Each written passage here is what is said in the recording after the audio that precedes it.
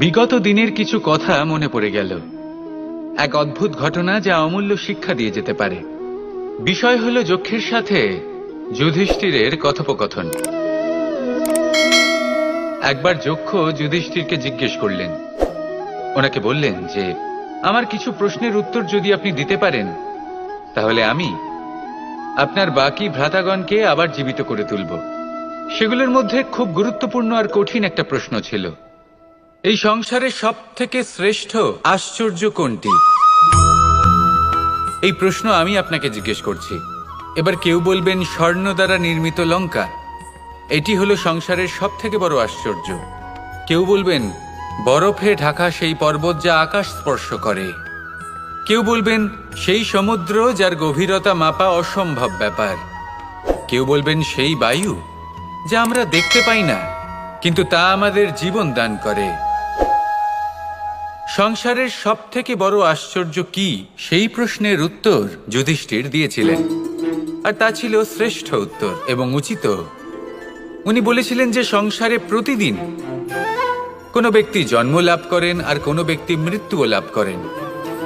এবার এই কথাটা সবাই জানেন, সবাই বোঝেন যে যখন জন্মেছি তখন কোনো একদিন আমিও অবশ্যই মৃত্যু লাভ করব।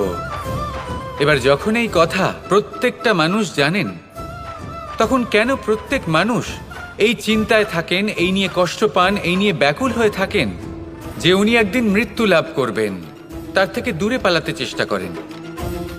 বলেন যে আমি মৃত্যু লাভ করতে চাই না। কেন? যেখানে কোনো না কোনো দিন এটা অবশ্যই হবে। এ হলো ব্রহ্ম সত্য।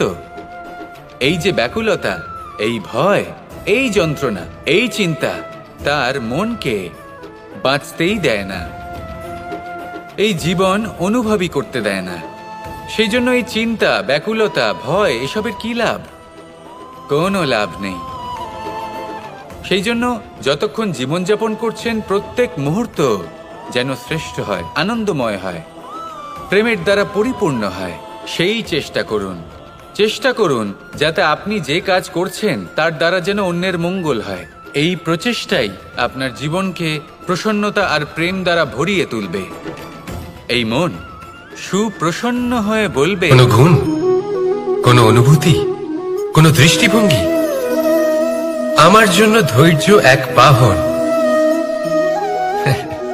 আপনি হয়তো ভাবছেন এই কেমন বাহন? বাহন তো ঘোড়া হতে পারে, হাতি হতে পারে, উটও হতে পারে, কিন্তু ধৈর্যকে বাহন বানানো মানে? চলুন আপনাকে একটা কথা বোঝাই। পৃথিবীতে এমন কোনো বাহন নেই যে তার আরোহীকে আছড়ে ফেলেনি। সেটা উট হোক বা হাতি হোক বা ঘোড়া হোক, চলতে চলতে কখনো নড়বড় করেই বসে। তারপর সেই আরোহী পড়ে কারোর পায়, তারপর পড়ে তার নিজের নজরে। কিন্তু ধৈর্যরূপী বাহন কখনো কাউকে ফেলে না, কখনো না। না সেই আরোহী কারোর পায়ে পড়ে আর না তো নিজের নজরে। কারণ ধৈর্য আপনাকে বিবেক প্রদান করে, বিবেক আপনাকে পরিকল্পনায় সাহায্য করে, আর পরিকল্পনা প্রদান করে আপনাকে শক্তি, আপনার লক্ষ্যের দিকে অগ্রসর হওয়া। বুঝলেন? ধৈর্যকে সঙ্গে রাখুন, নিজেকে আরো ধৈর্যশীল করে তুলুন। এই ধৈর্যের সাহায্যে আরোহণ করে দেখুন কিভাবে এই বাহন আপনাকে আপনার গন্তব্যে পৌঁছে দেবে। রাধা রাধা। ভগবান প্রত্যেক কঠিন পরিস্থিতিতে এই নামই আছে যা আমাদের উপায় দিয়ে থাকে। ব্যক্তি যান, ভগবানের পুজো করেন, আরাধনা করেন, ব্রত পালন করেন, মন্দিরে যান, পুজো পাঠ করেন, ভগবানকে জাগিয়ে তোলেন, আর তারপর শুরু হয় সমস্ত প্রশ্ন। হে ভগবান, আমার সাথে এরকম কেন হচ্ছে?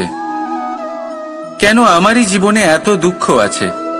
আমি কিভাবে এর সম্মুখীন হব? আমাকে কেন এত কষ্ট ভোগ করতে হচ্ছে? হে ভগবান, আমি কি করব? আমাকে সাহায্য করুন, কোনো রাস্তা দেখান।